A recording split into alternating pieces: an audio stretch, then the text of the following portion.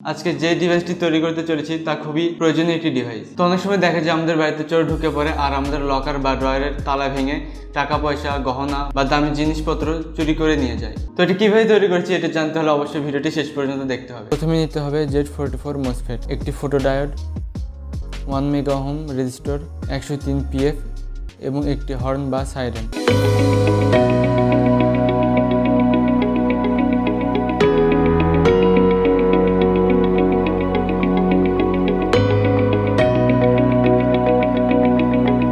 তো ভিউয়ার্স, আমাদের ডিভাইসটি এখন পুরোপুরি কমপ্লিট হয়েছে। তো ভিউয়ার্স, আমরা এই ডিভাইসটিকে এখন আমাদের ড্রয়ারে রাখবো আর একে দেখবো যে এটা কাজ করে কিনা। সুইচটি অন করে দিলাম।